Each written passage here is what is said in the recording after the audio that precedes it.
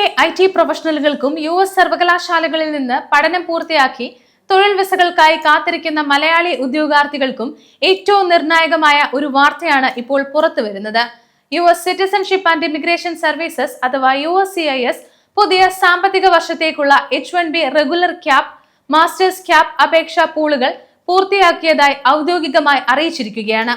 വാർഷിക നിശ്ചിത കോട്ടയായ 65,000 regular വിസകളും American ഉന്നത വിദ്യാഭ്യാസ ബിരുദധാരികൾക്കുള്ള 20,000 മാസ്റ്റേഴ്സ് എക്സ്റ്റൻഷൻ വിസകളും പൂർണ്ണമായും നികത്തപ്പെട്ടു കഴിഞ്ഞു. ലോട്ടറി തെരഞ്ഞെടുപ്പ് പൂർത്തിയായതോടെ സെലക്ഷൻ ലഭിച്ചവർ ഇനി സമർപ്പിക്കേണ്ട അടിയന്തര രേഖകൾ എന്തൊക്കെയാണ്? അതുപോലെ തന്നെ ഇത്തവണത്തെ ലോട്ടറി ലഭിക്കാത്ത 10,000 കണക്കിന് മലയാളി IT ജീവനക്കാരും വിദ്യാർത്ഥികളും തങ്ങളുടെ ലീഗൽ സ്റ്റേറ്റസ് നിലനിർത്താൻ മുന്നിലുള്ള നിയമപരമായ മറ്റു വഴികൾ എന്തൊക്കെയാണ് എന്നാണ് നമ്മൾ ഇന്ന് വിശദമായി നോക്കുന്നത്. ആദ്യമായി H1B ലോട്ടറിയിൽ സെലക്ഷൻ ലഭിച്ച അപേക്ഷകരും അവരുടെ എംപ്ലോയർമാരും അടിയന്തരമായി ചെയ്യേണ്ട കാര്യങ്ങളൊന്ന് പരിശോധിക്കാം. നിങ്ങളുടെ USCIS ഓൺലൈൻ അക്കൗണ്ടിൽ സെലക്ടഡ് എന്ന സ്റ്റേറ്റസ് കാണിക്കുന്നുണ്ടെങ്കിൽ നിങ്ങളുടെ തൊഴിലുടമയ്ക്കും ഇമിഗ്രേഷൻ അറ്റോർണിക്കും അതിനുള്ള ഔദ്യോഗിക form I-79C notice of action ലഭിച്ചിട്ടുണ്ടാകും. സെലക്ഷൻ നോട്ടീസിൽ കൃത്യമായി പരാമർശിച്ചിട്ടുള്ള നിർദ്ദിഷ്ട സമയപരിധിക്കുള്ളിൽ തന്നെ നിങ്ങളുടെ H1B പെറ്റീഷൻ USCISന് മുന്നിൽ ഫയൽ ചെയ്യേണ്ടതുണ്ട്. പെറ്റീഷൻ ഫയൽ ചെയ്യുന്നതിന് മുൻപായി US ഡിപ്പാർട്ട്മെന്റ് ഓഫ് ലേബറിൽ നിന്നുള്ള കണ്ടീഷൻ ആപ്ലിക്കേഷൻ അഥവാ LCA അപ്രൂവൽ കരസ്ഥമാക്കേണ്ടത് നിർബന്ധമാണ്. നിങ്ങളുടെ ജോലി തസ്തികയ്ക്ക് നൽകുന്ന ശമ്പളം നിശ്ചിത വേജ് ലെവൽ മാനദണ്ഡങ്ങൾ പാലിക്കുന്നുണ്ടെന്ന് ഇതിലൂടെ തെളിയിക്കപ്പെടണം.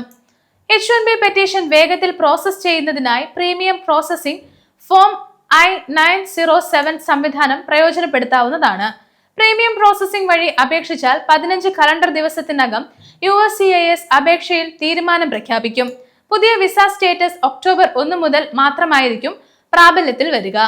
ഇനി നിലവിൽ F1 വിസയിൽ ഒക്യുപേഷണൽ പ്രാക്ടിക്കൽ ട്രെയിനിങ് അല്ലെങ്കിൽ STEM OPT കാലയളവിൽ അമേരിക്കയിൽ ജോലി ചെയ്യുന്ന മലയാളികൾക്ക് ഏറ്റവും ആശ്വാസകരമായ ഒന്നാണ് ക്യാപ് എക്സ്റ്റൻഷൻ. നിങ്ങളുടെ വർക്ക് പെർമിറ്റോ സ്റ്റുഡന്റ് സ്റ്റേറ്റസോ സെപ്റ്റംബർ 30 മുൻപ് അവസാനിക്കുകയാണെങ്കിൽ നിങ്ങളുടെ H1B പെറ്റീഷൻ കൃത്യസമയത്ത് ഫയൽ ചെയ്തിട്ടുണ്ടെങ്കിൽ സെപ്റ്റംബർ 30 വരെ സ്വയമേ വിസ കാലാവധി നീട്ടി ലഭിക്കും.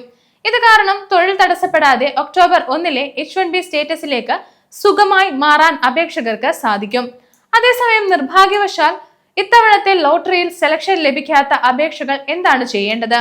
നിങ്ങളുടെ അമേരിക്കൻ സ്വപ്നവും തൊഴിൽ സുരക്ഷിതത്വവും നഷ്ടപ്പെട്ടു എന്ന് കരുതി നിരാശരാകേണ്ടതില്ല. വിസ സ്റ്റേറ്റസ് നിയമപരമായി നിലനിർത്താൻ സാധിക്കുന്ന പ്രധാനപ്പെട്ട ചില ബദൽ മാർഗങ്ങൾ എന്തൊക്കെയാണെന്നാണ് ഇനി നമ്മൾ നോക്കുന്നത്. ഒന്നാമതായി STEM OPT എക്സ്റ്റൻഷൻ ആണ്.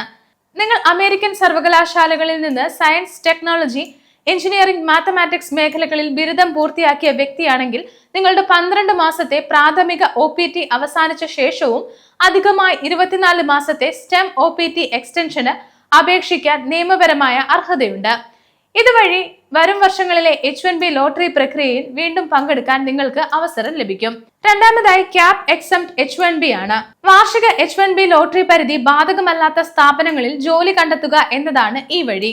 അമേരിക്കയിലെ സർവകലാശാലകൾ, ഉന്നത വിദ്യാഭ്യാസ സ്ഥാപനങ്ങളുമായി ബന്ധപ്പെട്ട അഫിലിയേറ്റഡ് ഹോസ്പിറ്റലുകൾ, നോൺ പ്രോഫിറ്റ് റിസർച്ച് ഓർഗനൈസേഷനുകൾ, ഗവൺമെന്റ് റിസർച്ച് സ്ഥാപനങ്ങൾ എന്നിവയിൽ ജോലി ചെയ്യുന്നവർക്ക് ലോട്ടറി ഇല്ലാതെ തന്നെ വർഷത്തിൽ എപ്പോൾ വേണമെങ്കിലും H1B പെറ്റീഷൻ ഫയൽ ചെയ്യാവുന്നതാണ്.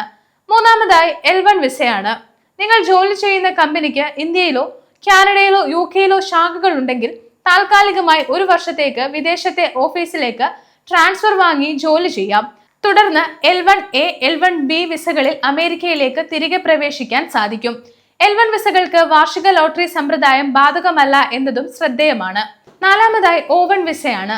ടെക്നോളജി, സയൻസ്, ബിസിനസ് മേഖലകളിൽ മികച്ച നേട്ടങ്ങൾ കൈവരിച്ച പ്രൊഫഷണലുകൾക്കും പേറ്റന്റുകൾ, റിസർച്ച് പേപ്പറുകൾ, ഉയർന്ന മാധ്യമ ശ്രദ്ധ എന്നിവയുള്ള IT വിദഗ്ധർക്കും O1 വിസ പ്രയോജനപ്പെടുത്താം.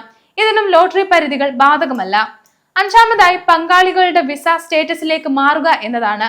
നിങ്ങളുടെ ഭർത്താവോ ഭാര്യയോ അമേരിക്കയിൽ H1B, L1 അല്ലെങ്കിൽ F1 വിസയിൽ ഉള്ളവരാണെങ്കിൽ അവരുടെ ഡിപ്പെൻഡന്റ് വിസകളിലേക്ക്, അതായത് H4, L2, F2വിലേക്ക് മാറാൻ സാധിക്കും.